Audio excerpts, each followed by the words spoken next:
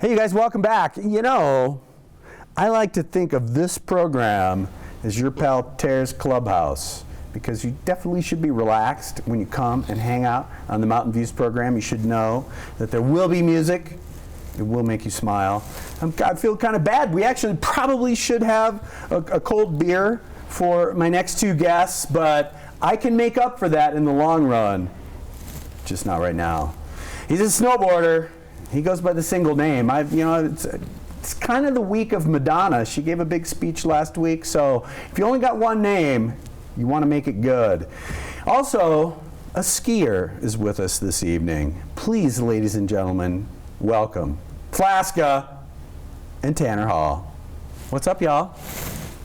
Just enjoying this fine Utah weather. Get some sweet snow and some sweet sun. How was your days today? You guys were out? Look at The day was pretty insane, man. I got to take my snowmobile out for the first time, which was pretty much broke down from last year from somebody riding down like 3 switchbacks with my emergency brake on and almost burned my engine up. But it's amazing how that happens. Only it was my clutches, so got the clutches replaced and everything, and took it out for the first time today. Everything worked. There wasn't one problem. The snow was beautiful. The sun was out. It was cold. You know, I just came from Tahoe where it's been raining a bunch and kind of warm, so to get to winter, it's just beautiful. And to be hanging out with this guy. Right? We're friends. Not that Mirror bad. Park City, everybody. How you doing, man? Great. Welcome. Thanks for coming. Heck yeah. We, Mr. Flaska and I met fairly recently, and I don't know, it's up to you whether you would call that particular time of the day and night late or early. I don't know. It was maybe early. It was a great night. A little bit in the AM. It was Park City. I felt good though. I mean, You guys were taking in the Park City nightlife, is the what you're trying to say. The morning life, really. Yeah. Yes. Really Well, morning this life. this nightlife ends at 1 a.m. So it kind of more or less gives you open doors for more nightlife. It's true, and I think on some level, I think we're still kind of celebrating the 40th birthday of Junior Richard.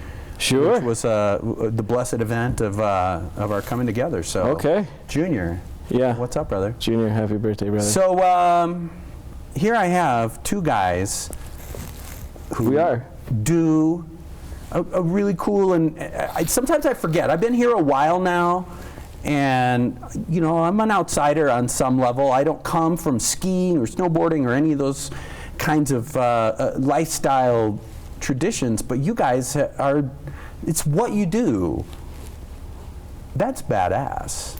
Talk a little bit about what it's like to, I mean, is it different in 2016 than it was, Tanner? You've been around for a while. Is it different than it was 10 years ago? Are you kidding me? 10 years ago, it was, I like to call it the golden era. Was that the golden era? Yeah, man. Well, at least for, I don't even know, 10 years ago, 20 years ago. I mean, basically, golden era of skiing started when Dick Barrymore started making some really great ski films.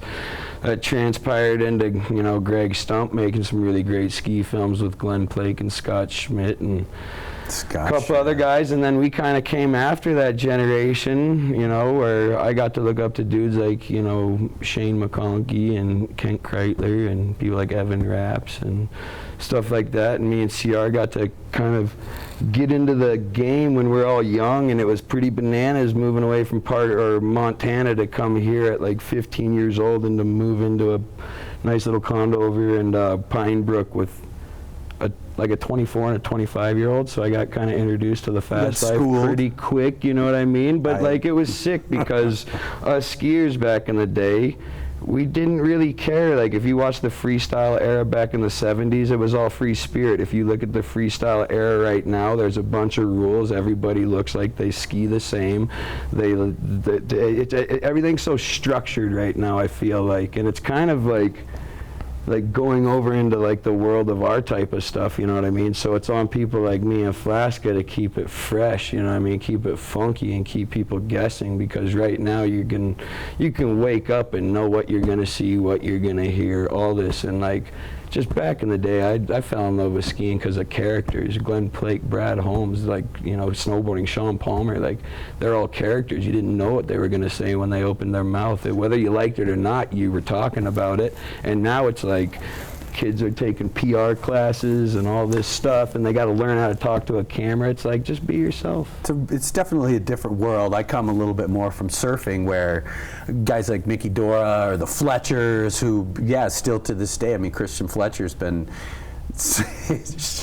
in front of microphones for literally like 30 years now, and totally unrepentant, and it kind of feels like that's more important in 2016 when Dew Tour, all these competitions. I mean, what do you guys feel after being in the game, so to speak, for this amount of time? I mean, what is your view on like the competitive world and all that stuff? All I gotta say is, like, in the competitive world of skiing right now, that there's one kid to watch, and his name's Henrik Harlow. He's from Sweden. He's 23. He's mad young. He's one of my business partners in Inspired Media Concept. Let's say he's an Armada guy, isn't he? He's an Armada guy, but you know, like his style and the way he envisions skiing and the way it goes on in his brain, it's straight up a video game, dog. And when you watch him right now in any competition, he makes, I'm saying this right now, and it might be the biggest claim, and I'm sure a lot of snowboarders out there might give me some slag if they're watching, but I think Henrik is the best rider in the world right now. No matter if you have a snowboard on your feet or skis, he is the best in the world. And it's ill. That's why I like competition skiing, and I'm not gonna like it anymore when he's done, because I don't think a mind's gonna be like that. So right now, in the era of skiing, we're being blessed with the serious mind. He's very different, and it's also an interesting cat. You talk about personality, breath of fresh air for our industry, and that's all I'm saying, man. I can't speak for snowboarding, but I'm gonna say for skiing. Changing the laws of physics. He's fighting the laws of physics, changing them. He's doing things that people would never think possible, and I think if you keep an eye out for that cat, you will see something. And I can be a snowboarder, say whatever, but I mean, he's kind of onto something there, you know. There's sort of a gyroscopic thing about watching him, where it's like there's no axis. There's no axis, but then there's no like really like screwing up. Right. Like you go ski, and it's like, your brain obviously is gonna go wander for like 2 minutes, and it might be like when you're doing one of your tricks and you kind of like have to like cat out the window just to like make it back to your feet, because it was like your brain farted for a second. Right. That kid doesn't do that. I've watched him go up and do triple corks and switch 1440s all day like they're fun. Those tricks should be only thrown when a lot of money is on the line, in my brain. Right, I'm old now. Yeah, sure. But that kid can go up and just be like, watch this. And it is, to me, it's very special. Because right now, like, a lot of kids have coaches, and they're being pulled so many ways, and he stays true to himself and his friends. And that's first and foremost. That's why he's on top. That's why when you're at a competition and you see other skiers up there stressing, talking to their coaches, and then Henrik's off by himself with his headphones in, screaming rap lyrics with the biggest smile on his face, and every competitor's looking at Henrik being like, why am I stressed? Why is he having fun? And why does he keep winning? And that's why he's going to keep winning all the way to 2018, and it's going to be fun to watch. All you kids being coached in Park City, hear that, listen to that, hold on to that, because that is the truth. Yeah, man, it's all about your friends and your family, and like knowing what's good. Once you get wrapped up into wanting vanity and wanting these results and wanting to be the best, you're gonna get wrapped up into something, and you know, God or whoever is gonna, that path's not gonna be there. You have to let it happen. You don't want to rush anything. Everything takes time. Don't rush it, you know, let it happen. And like that kid at this age of 23, I don't know no kids that can control themselves like that. I can at 33. He's got 10 years, or I've got 10 years on him, and he has more self-control than I do. And it's like the teacher became the master, because he looked at me my whole life, and now it's just like I was the teacher, or like the student becomes the master because I was the teacher, and then the student became the master because he's just the best in the world, and it's just sick to be able to see that. Well, it's super cool to me that that's a thing that I've always loved about, I mean, use whatever term you want. Action sports, extreme sports, I just think of sports that are created by the participants, not a set of rules that are set out. I mean, I grew up with team sports. I got nothing against team sports, but to me, my place in life. I'm far more interested in watching things that are being created, they're being made up now, as opposed to, well, a guy's just trying to hone his, his tray from downtown kind of thing. And again, much love to NBA and all of those traditional sports, but Flaska, you came from a non-traditional place, and now you're in this kind of epicenter of elite athletes. Talk about your experience with respect to just making it up as you go along. I mean, I've always been someone who didn't I didn't want to know what other people were doing. I didn't want to care about what other people do, and I didn't want to pay attention. I just didn't want any of that. As soon as I moved out here, came from Michigan, I never saw a mountain until I was 19 driving through Wyoming. And I snowboarded since I was 8. So when I came out here, it was, I'm here. Why do I ever want to watch a snowboard film again? The last snowboard movie I watched had my buddy Ozzie Henning in it, and he is amazing. Check him out. The last skiing video was Tanner's video that I was in. And I won't watch another video till he makes one or Ozzie's in one, or ski video or snowboard video, excuse me. But I didn't have this place where I was into heavy influence, never been social media savvy, but I can tell you that I've rode more days than probably anybody you're gonna meet.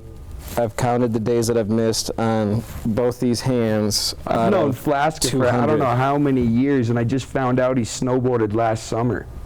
Yeah, we're Think friends. about that.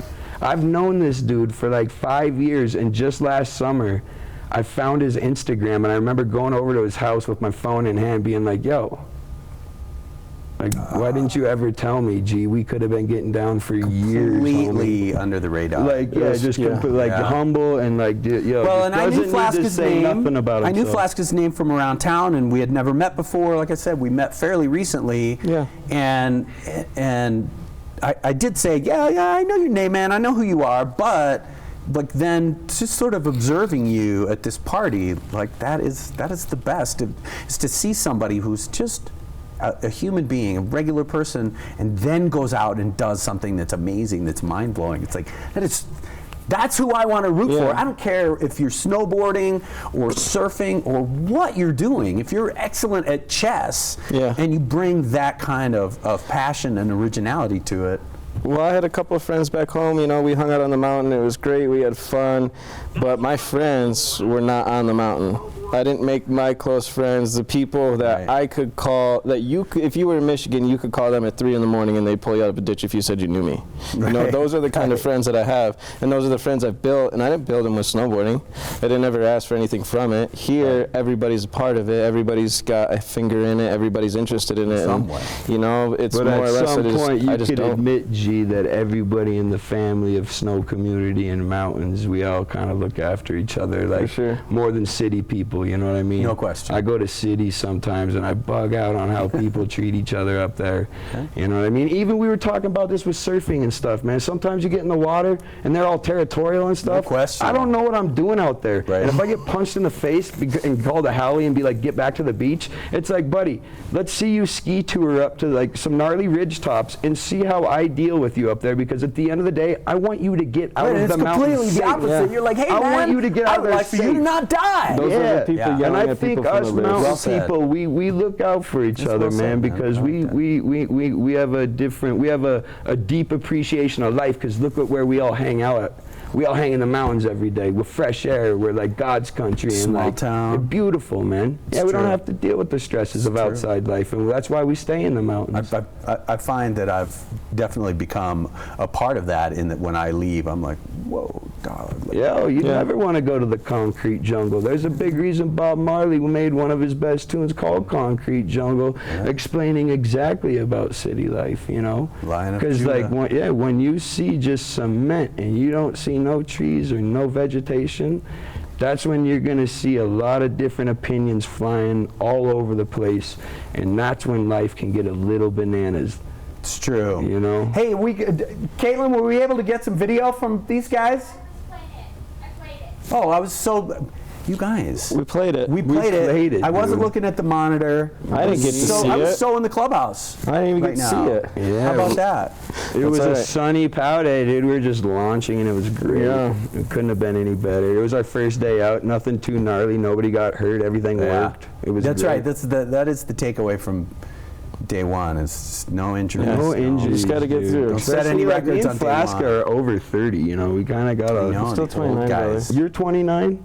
No, you're not. I don't walk like it. It's okay. We're not going to. None of this is admissible in court. Yeah, So. you're gonna You're cut looking that part so out. 27 to me right now, bro. Yo, you're out of your mind. Well, you guys, thanks for coming by to Absolutely. say hello. Tanner, it's nice to meet you. Flaska, good to see you, man. Thanks for Anything that's for local, I'll coming in. support it, And, you know? and yeah, you guys got to come in during Sundance when it's like the whole completely different Oh, world. yeah. If Yo, you guys is are in Nas town, playing here during Smell that. It Sundance? smells If like Nas famous plays butt. here, It smells like famous butt. yeah, I don't want It's to famous smell butt. But I'm saying, if Nas comes here, try to get him on the show and get. I'd be stoked. I I would want love to that. meet Nas, man. Nas You could is get one of him the to fly in greatest from minds pretty in the far away. world, and I know he comes around this joint. So Well- if you can set that up, my dude, I'd be hype. we'll be in touch. We'll see what we can do. All right. And good to see you guys. Yeah, man. Good to Always see you a all in pleasure. one piece.